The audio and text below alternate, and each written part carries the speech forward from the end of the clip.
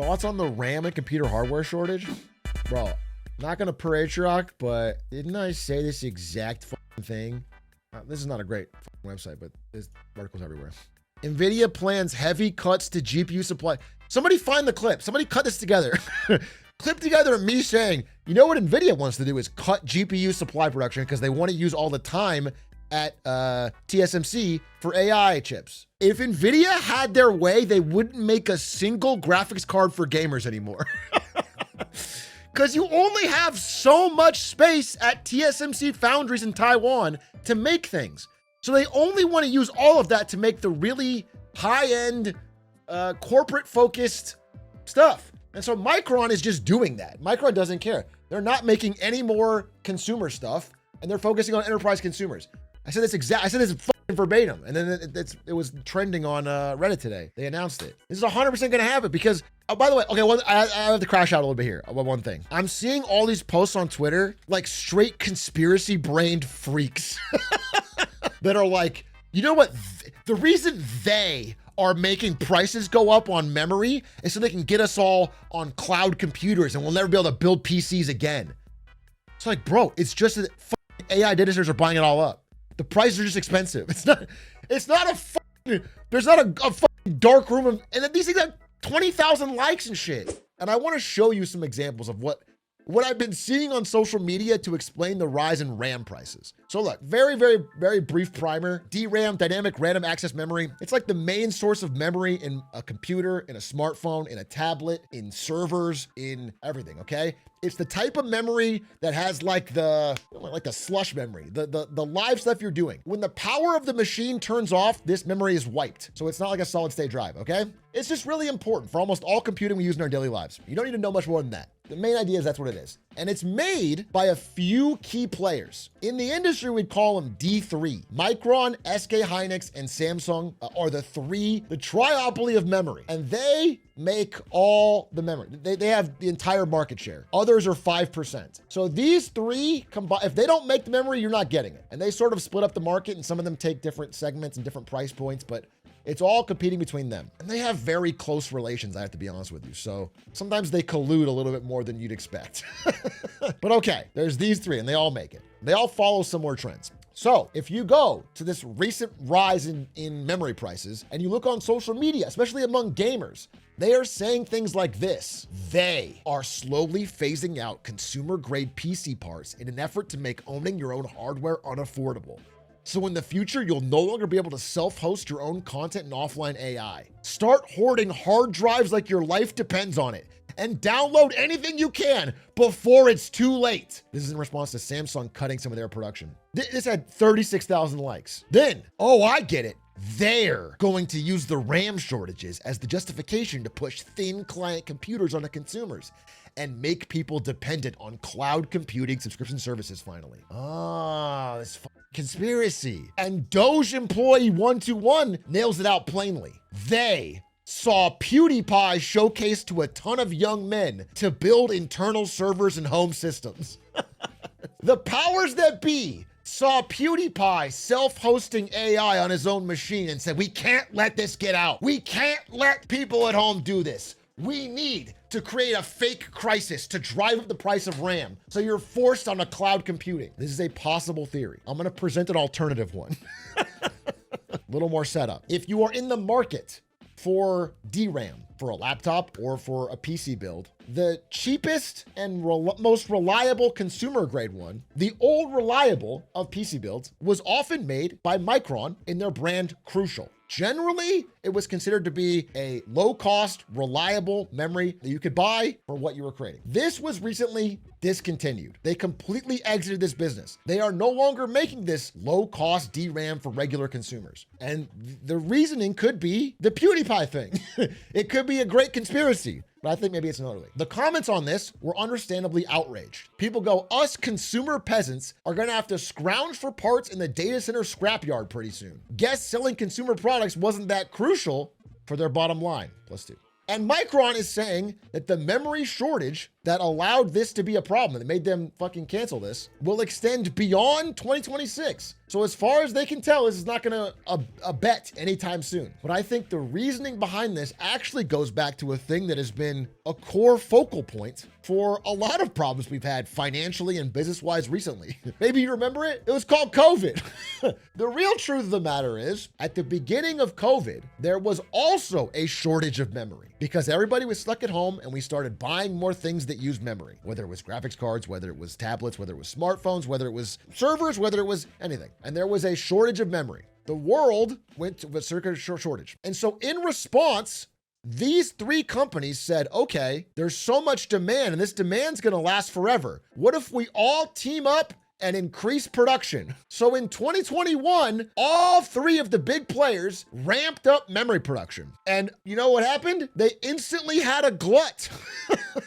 They instantly made way too much. They made so much fucking memory, you could get it all for very, very cheap. So everybody back then was like, oh man, memory prices are so fucking great. I can buy whatever I need for my build. There was an oversupply. All their stock started to tank. All three of their stocks started to tank because they made so much memory they couldn't sell it for anything. They had to dump it on the market for super cheap. And so they had an oversupply problem. So to respond, let's just follow the cycle here real quick. There's not enough supply, so they build more. So there's too much supply, so they make less. All three of them start cutting CapEx, which is capital expenditures. It means building on factories and what you do to supply, okay? So they cut CapEx in half. Micron, I'm gonna supply fewer chips in 2023. Fresh CapEx cuts. Samsung cuts chip production after profits plunge 96%. So they all cut their ability to make new memory. They shut down factories. Again, this is a bit of collusion, as in they all collectively agreed, hey, we're making no fucking money. If we all choose to cut back at the same time, we can get back to a bit of a supply crunch and make money again. So they cut. And then right at the bottom of their production capabilities, when they're like, okay, well, demand won't be that high, we're fine. We don't need to have a lot of factories. Right then, enter Sam Altman. The man with the $500 billion checkbook. So right as that they're least capable of ramping things up, the most massive demand for memory in human history appears. Most of it from this one guy who does not mind making huge promises with money he doesn't have. He has no problem with that. It's his greatest ability. So Sam Altman walks up to Samsung and Micron and SK Hynix and says, hey, you know the memory chips you make? We want to buy all of them. October 1st of this year, he says, we want to buy basically every chip you make. 900,000 wafers per month. We want 900,000 wafers a month. Now, if you do the math on this, this is 40% of the global memory output that he bought in October. Just him, just one guy. Not all of AI, not every company, just one guy wants to buy 40% of all the memory produced in the world. 900,000 wafers a month. So the price of DDR5 memory spikes instantly. On October 1st, when this first happened, the price of one DRAM unit was $684, okay? 90 days later, it's $27 a unit. That is a 400% increase in 3 months. Maybe it's per gigabyte. I think it's per chip. I think it's per chip though. I mean, either per wafer or per chip. So 684 per chip, 90 days later, 400% increase. And all of a sudden, again, we're 90 days after that, we are seeing the AI frenzy drive memory chip supply crisis. Because not only has Sam Altman bought 40%, but every other AI demand data center, that's not even him, maybe it's Oracle, maybe it's anyone else, are buying it up like crazy. Now, you might be thinking, okay, well, why not just sell it to me? Why sell it to Sam Altman? Because an AI chip has an 80% margin. When they take the AI memory and they package it up as like made for AI, they can jack up the price 80% more than it costs. But if they do it for you, the max they can get is about a 30% price increase. That's the margin. So they obviously are gonna go for the primo one, and they can sell it all to one supplier in one big chunk rather than having to like market it and compete with everybody on Tom's Hardware or whatever to try and get your dollar. They can just sell it directly to one big business that doesn't even care about the cost. So that is the real reason we are seeing Micron and other companies exit the consumer business. They have to make a choice. They have a limited amount of DRAM they can make. And if they sell it to you, they make less money. If they sell it to AI, they make more money. And there's so much demand and they have so few factories. Again, we're at this point. They cannot spin up new factories quickly. So they can't do both. They have to make a choice, and they're choosing AI. However, we're only beginning to see the effects of this. So laptop prices are going up. That's already happening. Smartphone prices are going to go up 7% next year because of the memory shortage. NVIDIA, as we mentioned, is cutting GPU supply because they would rather use the memory on the AI data centers. And all of this is amounting to, I think, a very real example of a regular consumer getting what you might call an AI tax. Now, look, I'm not like an AI all negative, all positive guy. We've had a very nuanced discussion on this on Lemonade Stand many times. I think there's some good things that'll come from it, and there's some bad things. I think what AI optimists or ooh-rah-rah AI guys don't seem to recognize is that for the average person, their lived experience is that it's making things around them more expensive and worse. It's like electricity prices are up. The memory they use for things they actually like smartphones, tablets, gaming consoles, laptops, are more expensive. And so this tax is a real thing that is filtering up. They're not just seeing the upside, they're seeing real material price increase downsides. And they are competing with a guy that does not care about the reality of money.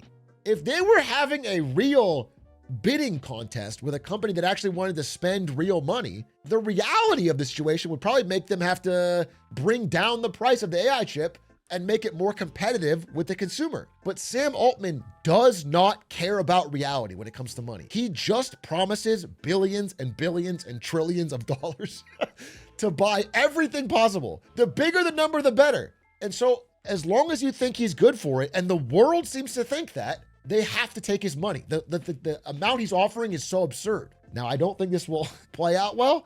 I think this is a recipe for disaster. I think there is no possible way he can honor these commitments, but that's a story for a different time. This is why we are where we are. Now, if you know the memory industry or the GPU industry, any semiconductor industry, it's always cyclical, always. They have gluts, they have crunches. And what happens after a crunch every time? They ramp up production all at the same time. Guess what they're doing? They're all doing that. All three of the big companies are committing billions to build new fabs so they can crunch out more memory because this demand will last forever. And now I promise you, we're going to flash forward a few years, 27 or whatever, and they're going to be like, damn, we have a supply glut. No one wants to buy our memory. And then all their stock's going to go down and they're going to be like, we have to crunch again. And they're going to, this has happened like a zillion times in this industry, and it's happening again right now. It's just this one is extra bad because of the AI demand right here at the bottom. There's one wrinkle though. There's one wrinkle. So these three companies have split up the market for a very long time. However, this others now features a certain someone. And this is starting to change the dynamics of the memory market. This time around, China has a Manhattan Project to try and catch up in all, whether it's memory production, whether it's semiconductors, AI chips, whether it's all aspects of it.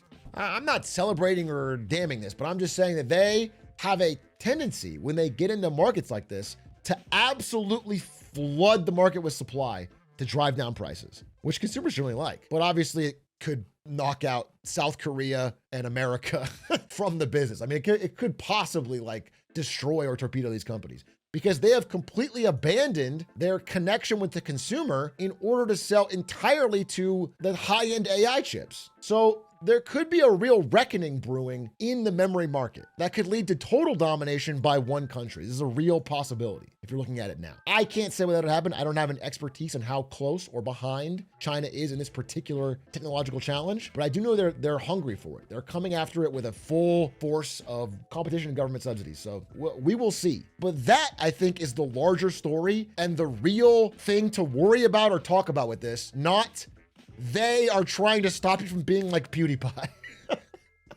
Okay, that's the update. I wanted to follow up so you guys got a clear picture of what the fuck going on so you're not buying into the stupidest thing you see on social media. All right, thanks guys. Thanks for watching.